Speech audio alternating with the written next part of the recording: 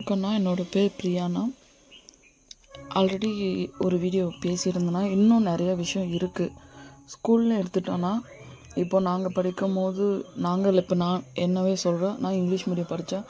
ஆனால் அந்த இடத்துல எங்களுக்கு ஸ்போக்கன் இங்கிலீஷ் கிளாஸ் இருக்குது. பட் ஆனால் எங்களால் இப்போ நான் எப்படி தமிழ் பேசுகிறோம் அந்த மாதிரி எங்களால் இங்கிலீஷ் பேச சொல்லித்தரலை. அதாச்சும் நாங்கள் என்ன கேட்குறோன்னா, இப்போ கவர்மெண்ட் ஸ்கூல் இருக்குன்னா, எக்ஸாம்பிளுக்கு எங்களோட வில்லேஜில் 1 to 5th வரைக்கும் ஸ்கூல் இருக்குது. ஆனால் அதுக்கு 2 ஸ்டாஃப் தான். ஆனால் கிளாஸ் எத்தனை 5 கிளாஸ் இருக்குது, 2 ஸ்டாஃபு. எனக்கு என்ன சந்தேகம்னா, அந்த சந்தேகம் இருக்கும்போது நான் போய் கேட்டேன். ஆனால் 1 to class 5 தானே இருக்குது, எப்படி 2 ஸ்டாஃப் தான் இருக்காங்கன்னு கேட்டதுக்கு, இல்லைம்மா அந்த ஸ்டூடெண்ட்டோட டோட்டலாக வச்சு தான் இருக்குது. இவ்வளோ ஸ்டூடெண்ட்டுக்கு மேலே இருந்தால் இவ்வளோ ஸ்டாஃப் தான் இருக்கணும், இவ்வளோ ஸ்டூடெண்ட்டுக்கு மேலே இருந்தால் தான் இவ்வளோ ஸ்டாஃப் இருக்கணும்னு சொல்கிறாங்க. இப்போ 2 ஸ்டாஃப் இருந்தான்னா 2 கிளாஸை பார்த்துக்க முடியும். மீதிக்க 3 கிளாஸ் சும்மா இருப்பாங்க. அப்போ அவங்களுக்கு அந்த டைம் வேஸ்ட்டு. இதே திருப்பி அங்கே 2 கிளாஸுக்கு மாற்றி போனாங்கன்னா மீதிக்கிற 3 கிளாஸ் அதுக்கப்புறமும் சும்மா இருப்பாங்க, இல்லை ஹோம்ஒர்க் பண்ணுறாங்களோ. இதே அந்தந்த கிளாஸ்க்கு ஒரு ஸ்டாஃப் இருக்கும் போது ஃபுல் ஃபோக்கஸ் அவங்க மேலே இருக்கும், அவங்க படிக்கிறாங்களா இல்லையா அந்த மாதிரி விஷயத்தில். அப்போது நம்ம என்ன பண்ணலான்னா, இப்போது எல்லோரும் சொல்கிறது என்னென்னா, நம்ம தமிழ்நாட்டில் இருந்தாலும் சரி, இல்லை வெளியே எங்கே போனாலும் சரி, நமக்கு நம்ம படிக்கிற எழுதுறது வேறு, but basic skill, speaking skill வேணும், தமிழ் வேணும், ஹிந்தி இருந்தால் எங்கே போனாலும் பொழைச்சிக்கலாம் அப்படின்ற அந்த வார்த்தைலாம் நாங்கள் அடிக்கடி கேட்குறோம். அப்போ எங்களுக்கு நாங்கள் என்ன கேட்குறோன்னா, ஒரு கவர்மெண்ட் ஸ்கூலில் எந்த ஸ்டாஃபும் மாற்ற வேணாம். இப்போது நான் என்ன சொல்ல வரேன்னா, இப்போ எக்ஸாம்பிள் சொல்லணுன்னா, நான் ப்ரைவேட் ஸ்கூல் படித்தேங்களா. நான் படிக்கும் போது என்னோடய ஸ்டாஃப்ஸு எனக்கு சொல்லி கொடுத்தது இதே சேம். நான் படிக்கிற பொண்ணு என்னோடய வீட்டு பக்கம் கவர்மெண்ட் ஸ்கூலுக்கு படிக்கிற பொண்ணுக்கு தெரியல. 4ல் ஒரு விஷயம் கூட அந்த பொண்ணுக்கு தெரியல. ஒரு சம்முக்குதுன்னா அந்த ஸ்டெப் எப்படின்னு தெரியல. ஆனால் எங்கள் ஸ்டாஃபோட ப்ரைவேட்டில் சொல்லி கொடுக்குற ஸ்டாஃபோட கவர்மெண்ட் ஸ்கூலில் இருக்கிற ஸ்டாஃபுங்களுக்கு அறிவு அதிகம், நாலேஜ் அதிகம். ஏன்னா கிளியர் பண்ணிட்டு வந்திருக்கிறாங்க, இன்டர்வியூ அந்த மாதிரி நிறைய விஷயத்த தாண்டிட்டு தான் அவங்க அந்த இடத்துல நிற்கிறாங்க. ஆனால் அவங்க அவ்வளோ விஷயம் சொல்லி தரதில்லை. இதே ப்ரைவேட் ஸ்கூலில் 5000 6000 சம்பளம் வாங்கினாங்க, அவங்க 100 விஷயம் எங்களுக்கு சொல்லி கொடுக்குறாங்க.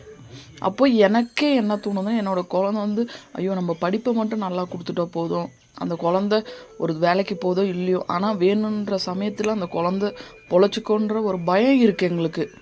ஏன் இப்போ கவர்மெண்ட் ஸ்கூல் அவ்வளோ கேர் பண்ண மாட்டேங்கிறாங்க? அவங்களுக்கு தான் இருக்கிறதுலேயும் சேலரியே ரொம்ப அதிகம்.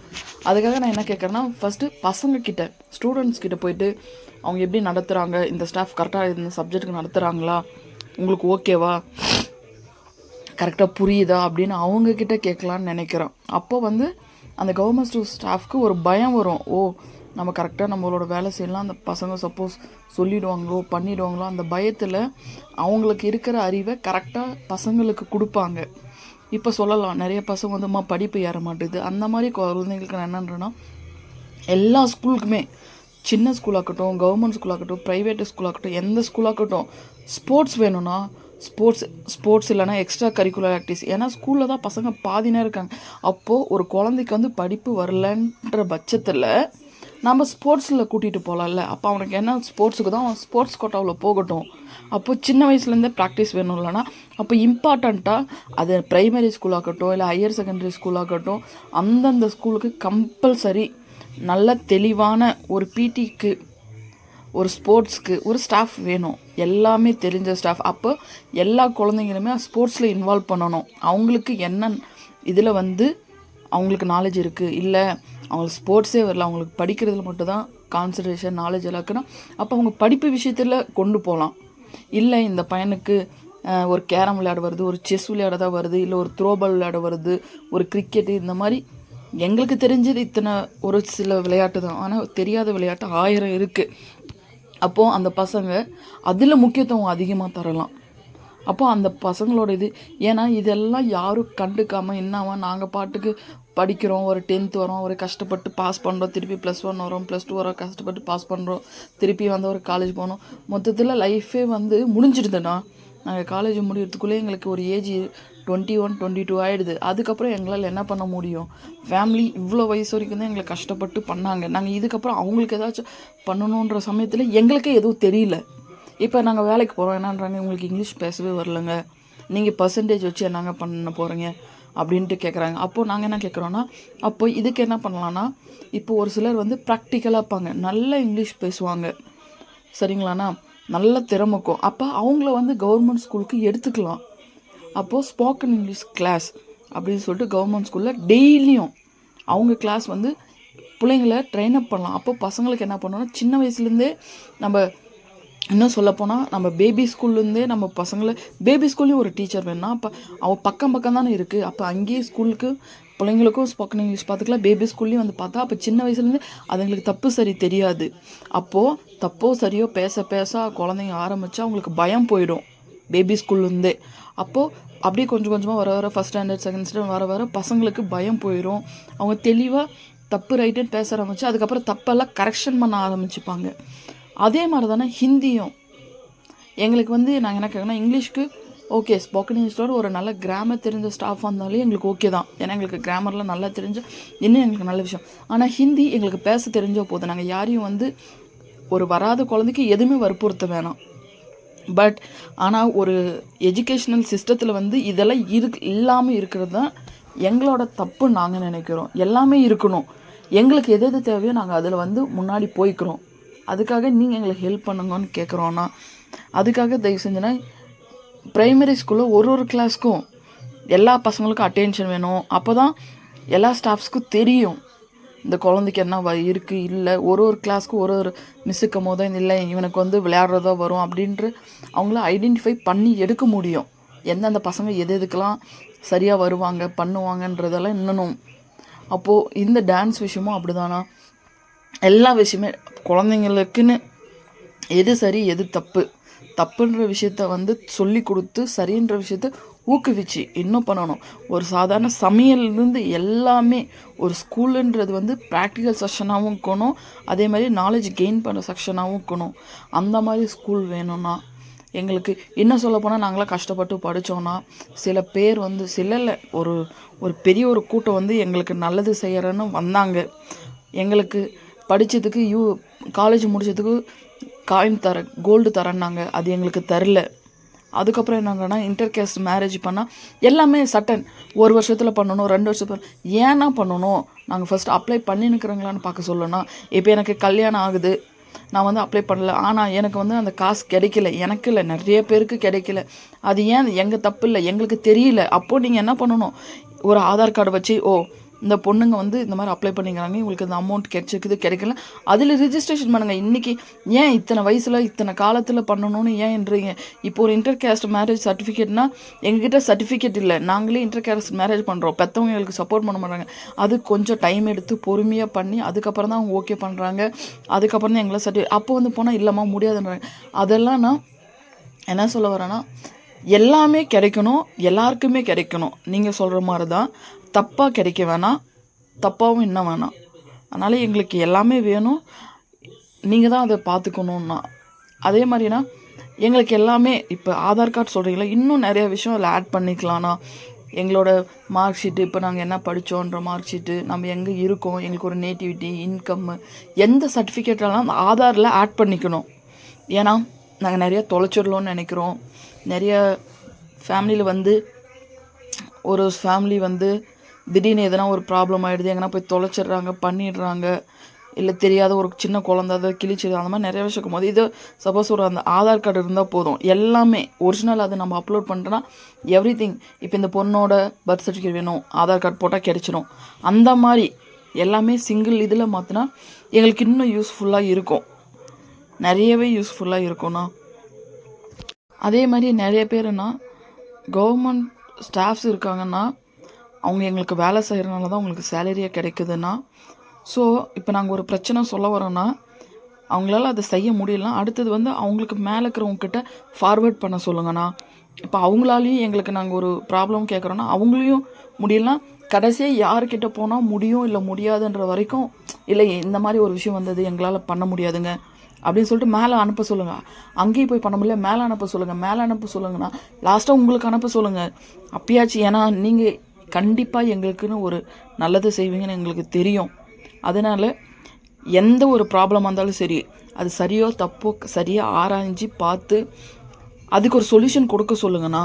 எந்த ப்ராப்ளம் வந்தாலையும் அவங்களுக்கான ஒரு ப்ராப்ளமோ ஒரு தேவைன்னு வராங்களோ அவங்களுக்கான பதில் கிடைக்காம அவங்க போகக்கூடாது. அது எத்தனை இடத்துக்கு போனாலும் சரி அந்தோட தேவை இருக்கணும். அதுவும் நீங்கள் எல்லார்கிட்டையும் சொல்லுங்கண்ணா. ஏன்னா எங்களுக்குன்னு ஒரு பிரச்சனை இல்லாமல் இருந்தால், ஒரு தேவை இல்லாமல் இருந்தால் யாருக்கும் எந்த வேலையும் இருக்காது. அதுக்காக நான் சொல்கிறேண்ணா. அதே மாதிரி நான் ஒரு ஸ்கூலில் ஆல்ரெடி பண்ணிட்டு இருந்தாங்க. பட் ஆனால் அது நல்லா தெளிவாக பண்ணல. நாங்களாம் சின்ன வயசில் டியூஷன் போனோம், அடி வாங்கினோம். அப்போ ஒரு வருஷமாக நான் கற்றுக்கணும். அதே மாதிரினா ஒரு வில்லேஜுக்கும் ஒரு நல்லா நான் என்ன சொல்கிறேன்னா, எல்லாமே நாங்கள் கேட்குறது என்ன, ப்ராக்டிக்கலாக அவங்களுக்கு நாலேஜ் இருக்கான்னு தான் கேட்குறோம். எக்ஸாம் வச்சு எடுக்கிறவங்களுக்கு நாங்கள் பார்த்த வரைக்கும் அவங்களுக்கு இல்லை. ஒரு ஹாஸ்பிட்டல் போனால் கூட ப்ரைவேட்டில் போனால் தான் நல்லா பார்ப்பாங்கிற ஒரு எண்ணம் இருக்குது. எல்லாருமே சொல்கிறாங்க இன்சூரன்ஸ் என்ன, நாங்கள் இப்போ கேட்குறப்ப சொல்கிறாங்க மருத்துவ காப்பீடு 5 லட்சமா, ஆனால் 5 லட்சம் வராதுன்னு. ஆனால் எங்களுக்கு அதோட பெரிய பெரிய பிரச்சனைலாம் தெரியாது. எங்களுக்கு வருது, கேன்சர் வருது, இன்னும் நிறைய பிரச்சனை வருது. நான் சொல்கிற விஷயம் ஒரு கேன்சர், அதுக்கெல்லாம் போனால் 10 லட்சம் 20 லட்சம் 30 லட்சம் ஆகுது. நான் என்ன கேட்குறேன்னா, கவர்மெண்ட் சைடில் மெடிக்கல் இல்லை, ஒரு சின்ன விஷயமா இருந்தாலும் சரி பெரிய விஷயமா இருந்தாலும் சரி கவர்மெண்ட் சைடில் இருக்கணும், ட்ரீட்மெண்ட் இருக்கணும். அதை தாண்டி கவர்மெண்ட் சைடில் போயிட்டு காப்பாற்ற முடியலன்னா நீ வேறு எங்கே போனாலும் காப்பாற்ற முடியாது, எந்த ஸ்டேட் போனாலும் காப்பாற்ற முடியாது, இல்லை நீ எந்த டிஸ்ட்ரிக்ட் போனாலும் காப்பாற்ற முடியாதுன்ற அந்த ஒரு பேர் வேணும். கவர்மெண்ட் சைடில் இல்லாத மெடிக்கல் ஃபெசிலிட்டிஸ் வேறு எங்கேயுமே இல்லைப்பா. எந்த விஷயமா இருந்தாலும் சரி, நீ தடுக்கி விழுந்ததுக்கு ஒரு ஆயில்மெண்ட்டாக இருந்தாலும் சரி, இல்லை நீ என்ன சொல்கிறது, ஒரு ஆக்சிடெண்ட்டில் நம்ம ஸ்பேர் பார்ட் கலந்து தனித்தனியாக போனால் கூட சேர்த்து வைக்கிற அளவுக்கு திறமை நம்ம கவர்மெண்ட் ஹாஸ்பிட்டலில் தான் இருக்குன்ற அளவுக்கு ஃபெசிலிட்டிஸ் வேணும்னா அதுவும் எல்லா டிஸ்ட்ரிக்ட்லையும் வேணாம், எங்களுக்கு எல்லா டிஸ்ட்ரிக்ட்லையும் தனித்தனியாக இருக்கணும். ஏன்னா போகிற 1 நிமிஷம் 2 நிமிஷத்தில் கூட உயிர் போகலாம். அதனால் எல்லா டிஸ்ட்ரிக்ட்லேயும் வேணும்ண்ணா. அதே மாதிரி ப்ரைவேட் ஸ்கூல்னா ஃபீஸு நீங்கள் அதை என்ன தான் சொன்னாலும் என்ன தான் பண்ணாலும் அது அப்படியே தான் இருக்குது. எங்களோட சைடு என்ன, இப்போ ஒரு ப்ரைவேட் ஸ்கூல் அட்மிஷன் ஆகுதுன்னா முதல்ல அட்மிஷன் போட சொல்லுங்கள், அவங்கள ஆன்லைனில் அது என்ரோல் பண்ண சொல்லுங்கள். கவர்மெண்ட் சைட்லேருந்து இப்போது ஒரு பேரண்ட்ஸ்கிட்டேருந்து அமௌண்ட் பே பண்ணி அதை கவர்மெண்ட் சைட்லேருந்து ஸ்கூலுக்கு ட்ரான்சாக்ஷன் பண்ணுற மாதிரி இருக்கணும்னா அப்போ தான் எந்த ஒளிவு மாதிரியும் இருக்கக்கூடாது.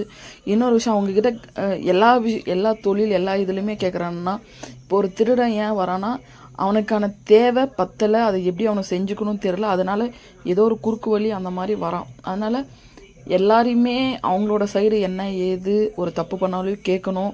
அதை கேட்டு நம்மளால் முடிஞ்ச அளவுக்கு நம்மளோட நல்ல நாடாக வரணும். ஏன்னா நீங்கள் சொன்ன மாதிரி ஜனநாயக படத்தில் எவ்வளோ பெரிய விஷயம் பண்ணியிருக்காங்கன்றது நிறைய படத்தில் பார்க்கும்போது தெரியுதுண்ணா. ஆனால் என்ன ஒரு பயம், திடீர்னு நிஜமாகவே நம்ம வாழ்க்கையில் அந்த மாதிரிலாம் வந்தால் நம்ம என்ன ஆகுவோன்ற பயமும் எங்களுக்கு இருக்குது. அதனால் அந்த அளவுக்கு வராத அளவுக்கு எல்லாருக்குமே தெளிவான விழிப்புணர்வு எல்லாமே வேணும்ன்ட்டு நாங்கள் நினைக்கிறோன்னா, நீங்கள் தான் அதெல்லாம் பார்த்து எங்களுக்காக பண்ணி கொடுக்கணுன்னா. அதே மாதிரி நீங்கள் ஒயின் ஷாப்லாம் மூட சொன்னீங்க, நிறைய பேர் மூடலைண்ணா, அது அப்போக்கே மட்டும்தான் பண்ணுறாங்க சரிங்களாண்ணா. எல்லா வில்லேஜ்லேருந்து எல்லா இடத்துலையுமே இருக்குது. நான் சொல்கிறேன்னா, என்னோட அனுபவத்தில் சொல்கிறேன்னா, ஒரு ஸ்டேஷன் போனால் ஒரு மாதிரி ஹார்ஷாக, எங்கே போனாலுமே நான் ஒரு ஹார்ஷாக ரூட், நான் இப்போ எனக்கு ஒரு தேவைன்னு ஒரு இடத்துல போய் நிற்கும் போது அவங்க யாருன்னு எனக்கு தெரியாது, நான் யாருன்னு அவங்களுக்கு தெரியாது. ஆனால் நான் போயிட்டு இப்படி ஒரு தேவைன்னு கேட்கும் போதே ஒரு மாதிரி ஹார்ஷாக அவங்க ஃபேஸை வச்சுன்னு ரூடாக பேசும்போது எங்களுக்கு பயமாக இருக்குண்ணா. எந்த ஒரு இடத்துக்கு போகவே எங்களுக்கு பயமாக இருக்குது. யாரும் இதாக பேசலை, ஏதோ சொன்ன மாதிரி யாரோ தப்பு பண்ணதுக்கு யாரோ தண்டனை அனுபவிக்கிற மாதிரி ஃபஸ்ட்டு என்ன ஏதுன்னு கேட்க சொல்லுங்கள். அந்த ஃபேஸ் இதை மாற்ற சொல்லுங்கள். என்ன இன்னும் முக்கியமான விஷயம், நான் கேட்டு வந்தது, எங்களுக்கு ஒர்க் ப்ரெஷரு, எங்களுக்கு ஒர்க்கு ஜாஸ்தியாக இருக்குதுமா அப்படின்னு சொன்னால் அவங்களுக்கும் அவங்களோட இதுவும் கேளுங்கண்ணா. ஏன் அவங்களுக்கு ஒர்க் இருக்குது, ஏன் ஒர்க் ப்ரெஷர் இருக்குது, அவங்களுக்கு ஹாலிடேஸ் இல்லை. இப்போ போலீஸில் எடுத்தனா அவங்களும் ஒரு ஹியூமன் பீயிங் தானா. அது இப்போ அவங்களுக்கும் லீவ் விடணும். ஹாலிடேஸ்னால் ஒரு பண்டிகை ஃபெஸ்டிவலாக லீவ் விடணும். வாலண்டரிஸ் ஒர்க் பண்ணிட்டோம், இல்லை எனக்கு லீவ் வேணுன்றவங்களுக்கும் லீவ் கொடுக்கணுன்னா அப்போது அவ்வளோ இடம் பார்த்துலாம் அப்போ இன்னும் அதிகம் பண்ணலான்னா. இப்போ நமக்கு என்னென்ன தேவை, இப்போ நம்மளோட இந்தியா நம்ம நாட்டுக்கு என்னென்ன தேவை அதெல்லாம் நம்மளே கொஞ்சம் கொஞ்சமாக சோர்ஸ் பண்ணி இன்னும் கொஞ்சம் ஆள் எடுத்து அதெல்லாம் யோசிச்சு பாருங்கண்ணா. நீங்கள் என்னச்சாது ஒரு பாத்ரூம் நீங்கள் எங்கேயாச்சும் போய் தான் நீங்கள் பார்த்துருப்பீங்க. கவர்மெண்ட்டில் ஒரு பாத்ரூம் கட்டி கொடுத்தாங்கன்னா அது அவங்க அவங்க யூஸ் பண்ணுவாங்களான்னு நீங்கள் எங்கேனா யோசிச்சு பார்த்துருக்கீங்களா? அந்த சைஸ் பாத்ரூம் எந்த கட்சியில் இருக்கவங்களாக்கட்டும் சரி, யார்கிட்டயாச்சும் அடிப்படை வசதியே இல்லாத ஒரு நடுத்தர மக்கள் அவங்க வீட்டுக்கிட்ட மட்டும்தான் அந்த பாத்ரூம் இருக்குது. ஆனால் பெரிய பெரிய ஏன்னா அவங்களுக்கு தானே அதே பாத்ரூமு நாங்கள் யூஸ் பண்ணுற இப்போது 6 அடி இந்த மாதிரி மனுஷங்க இருக்காங்க பண்ணுறாங்கன்றதா இல்லை ஒரு கை கால் இப்படி தான் இருக்குதுன்னா ஒரே மாதிரி மனுஷன் எல்லாத்துக்கும் ஒன்று தான். ஆனால் எதுவுமே இல்லாதவன் தான் கஷ்டப்பட்டுட்டு போகிறான். அப்போ அவனுக்கு ஏன் இப்படி பண்ணணும்? அந்த ஒரு உதவி பண்ணுறது ஒரு கவர்மெண்ட் சைட்லேருந்து ஒரு நடுத்தர மக்களோ ஒரு ஏழை மக்களுக்கோ வர வேண்டியது எங்களுக்கு பண்ணால் கரெக்டாக பண்ணுங்கள். நீங்கள் யோசிச்சு பாருங்கள், அந்த பாத்ரூம் நாம் யூஸ் பண்ணுவோமா, நம்ம ஃபேமிலி யூஸ் பண்ணுவாங்களா? அப்போ அந்த மாதிரி கொண்டுவாங்க. இல்லை இது வந்து தப்பு, இந்த மாதிரி இருக்கக்கூடாது அப்படின்னு சொல்லிட்டு நீங்கள் அந்த இடத்துல இருக்கிற மாதிரி யோசித்து பாருங்கண்ணா. அப்போது நமக்கு இது கரெக்டாக இருக்காது, நமக்கு அது கரெக்டாக இருக்காது. அப்போது நம்ம ஒரு இடத்துக்கு போகிறோம்னா ஒரு சர்டிஃபிகேட் வேணுமா, நம்மக்கிட்ட இப்படி அமௌண்ட் கேட்டால் நம்ம என்ன பண்ணுறது, நம்மக்கிட்ட இல்லை. அப்போ அந்த மாதிரியெல்லாம் யோசிச்சும் போது நிறையா வரும்ண்ணா. எங்களுக்கு இது ஒரு ரொம்ப கோரிக்கை இருக்குதுண்ணா. நீங்கள் ஒரு வேளை இதை பார்த்தீங்கன்னா எங்களுக்கு ஹெல்ப் பண்ணுங்கண்ணா.